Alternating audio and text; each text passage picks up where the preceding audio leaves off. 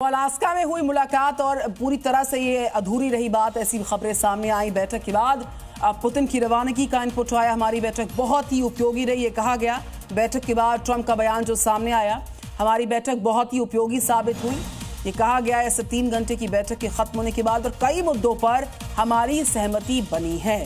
तो Donald Trump की ओर से बैठक के बाद यह बयान दिया गया कि कुछ बड़े मुद्दे जरूर ऐसे हैं जिस पर हमारी असहमति है, यानी कि हमारी सहमति नहीं बन पाई है, लेकिन हमने उसमें आगे बढ़ने का फैसला लिया है कि जहां सहमति नहीं बन पाई कोई बात नहीं, हम आगे बढ़ेंगे। डोनाल्ड ट्रंप ने कहा कि मैं नेटो से भी बात करूंगा और यूक्रेन के राष्ट्रपति वोलोदिमीर ज़ेलेंस्की से भी फोन पर बात करूंगा।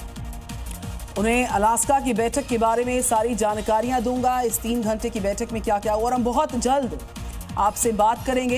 ये बैठक के बाद डोनाल्ड ट्रंप का बयान, और उम्मीद है कि बहुत जल्द आपसे फिर मुलाकात होगी। इसी बीच व्लादिमीर पुतिन ने प्रस्तावित रखा है कि अगली मुलाकात मॉस्को में होनी चाहिए। 4 तस्वीरें आपकी टीवी स्क्रीन पर। जैसे रेड कारपेट पर वेलकम हुआ, वेलकम सबसे खास था, P2 बॉम्ब वर्षक के साथ वेलकम हुआ व्लादिमीर पुतिन का, और एक ही कार में दोनों नेता बैठकर साथ निकले।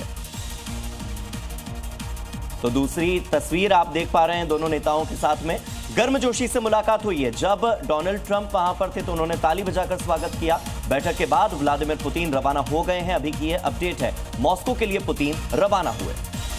तो ट्रंप के साथ बैठक के बाद पुतिन की रवानगी की जानकारी। ट्रंप के साथ 3 घंटे की जो बैठक रही, उसके बाद जो रवानगी है पुतिन की हो गई है। तो ये बड़ी जानकारी इस वक्त सामने आ रही है, किस तरीके से शुरुआत होती है, रेड कारपेट पर वेलकम होता है और ये 3 घंटे की बैठक रहती है। और उसके बाद जो जानकारी इस वक्त सामने आ रही है, मॉस्को के लिए अब पुतिन जो है वो रवाना हो गए हैं।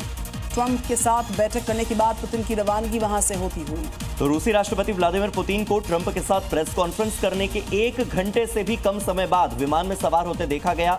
पुतिन सिर्फ 5 घंटे पहले अलास्का पहुंचे थे। यहां उन्होंने ट्रंप के साथ यूक्रेन जंग को लेकर करीब 3 घंटे मीटिंग की, और उसके बाद पुतिन मॉस्को रवाना हो चुके हैं। उनका विमान एंकोरेज में जॉइंट बेस एल्मेंडोर्फ और रिचर्डसन है, वहां से उड़ान भर चुका है।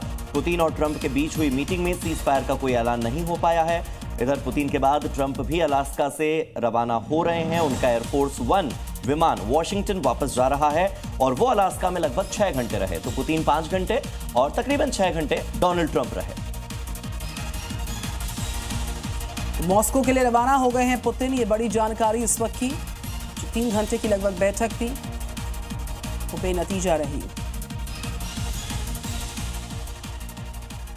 अलास्का में अमेरिकी राष्ट्रपति डोनाल्ड ट्रंप और रूस के राष्ट्रपति व्लादिमीर पुतिन के बीच करीब 3 घंटे तक चली बैठक बेनतीजा रही। युद्ध विराम को लेकर इस बैठक में कोई सहमति नहीं बन सकी है। बैठक के बाद ट्रंप और पुतिन ने संयुक्त प्रेस वार्ता की। पुतिन ने कहा कि रूस की सुरक्षा हमारे लिए सर्वोपरि है और यूक्रेन में जो हो रहा उसके लिए यूक्रेन जिम्मेदार। तो वही अमेरिकी राष्ट्रपति डोनाल्ड ट्रंप ने कहा कि कुछ बड़े मुद्दों पर सहमति नहीं बन सकी है।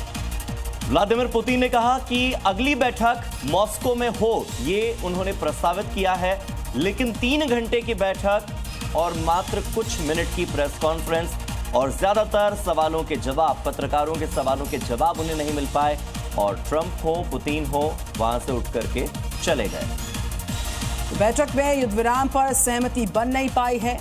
वर्ल्ड वार्ता जो जारी थी, 3 घंटे लंबी ये वर्ल्ड वार्ता चली, लेकिन इस पर जिन मुद्दों पर सहमति बननी चाहिए थी, उस पर बन नहीं पाई है। और अगली बैठक मॉस्को में होगी, ये कहना है पुतिन का।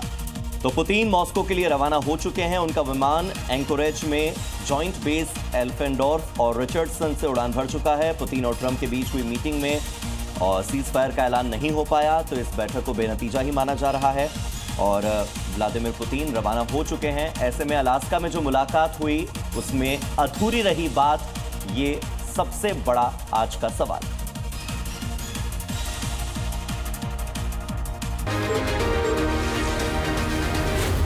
Z News.